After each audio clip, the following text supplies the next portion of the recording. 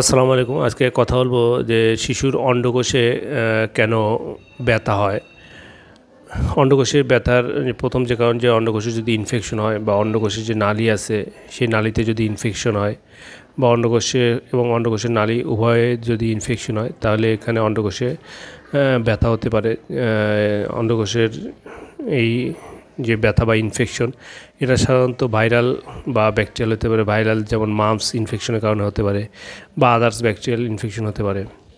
So এই ক্ষেত্রে আমরা কী পাবো যে দেখব যে অন্ডকোষটায় ব্যথা থাকবে, অন্ডকোষটা লাল হয়ে যেতে পারে এবং শরীরে জ্বরও আসতে পারে।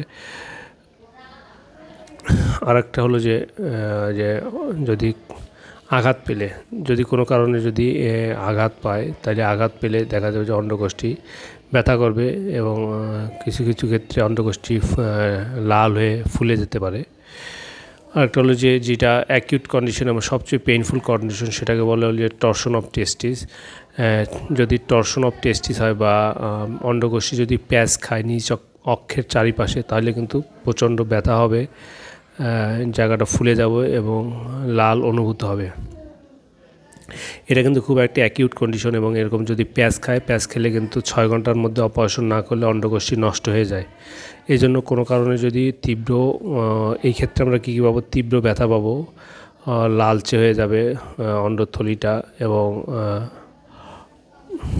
জ্বরও থাকতে পারে, সেটা কম ক্ষেত্রে। তো এইগুলো থাকলে আমরা দ্রুত অপারেশন করে ফেলতে হবে।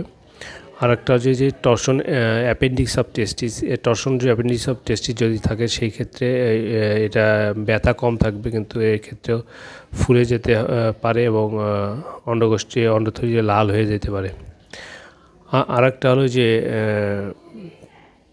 হার্নিয়া, যদি হার্নিয়া হয়, হার্নিয়া হলে পেটের নাড়িগুলা দেখা যায় যে কুস্কির হার্নিয়ায় অন্ডথলির মধ্যে চলে আসে। অন্ডথলির মধ্যে যখন চলে আসবে তখন এটা অন্ডকোষের উপর প্রেশার দেবে, প্রেশার দিলে কিন্তু পেইন ফিল হয়।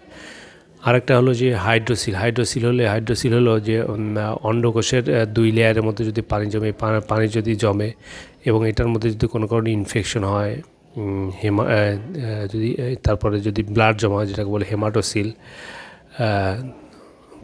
যদি পুজ জমা হয় তাকে বলে পায়োসিল, এগুলো ক্ষেত্রে হলে কিন্তু এটা অনেক ব্যথা হবে, জ্বর থাকবে, লাল হয়ে যেতে পারে।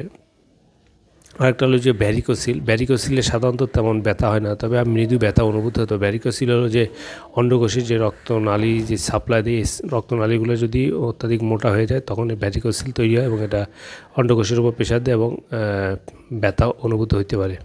আরেকটা হলো যে টিউমার বা ক্যান্সার, যদি অন্ডকোষে ক্যান্সার বা টিউমার হয় তাহলে অন্ডকোষটি বড় হয়ে যাবে এবং এক্ষেত্রে কিন্তু পেইন হবে।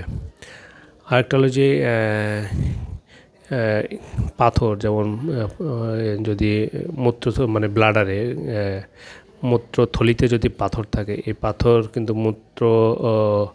থলিতে ইরিটেশন করে এবং এই ইরিটেশনের কারণে এই ফিলটা কিন্তু হবে, মনে হবে যে এরা পেনিস বা অন্ডকোষে ব্যথা অনুভূত হবে, মনে হবে যে ব্যথাটা আসলে ওখান থেকে হবে।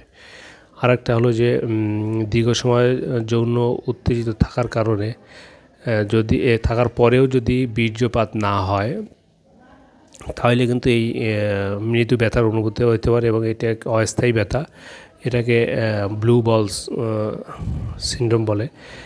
এই ক্ষেত্রে দেখা যাবে যে বীর্যপাত না হওয়া পর্যন্ত মৃদু ব্যথা হবে। অন্ডকোষে যদি এরকম ব্যথার কোনো থাকে অবশ্যই আপনার দ্রুত ডাক্তারের কাছে যাবেন, কারণ কিছু অ্যাকিউট কন্ডিশন আছে যেমন টর্শন অ্যাপেন্ডিক্স অফ টেস্টিস, এগুলা খুব এমার্জেন্সি এবং এগুলো হলে দ্রুত অপারেশন করা লাগে বা আদার্স যদি কোনোটা হয় সেভাবে চিকিৎসা করা লাগবে। এজন্য অন্ডথলিতে বা অন্ডকোষে যদি ব্যথা অনুভূত হয় অবশ্যই দ্রুত ডাক্তারের শরণাপন্ন হবেন। খোদা হাফেজ।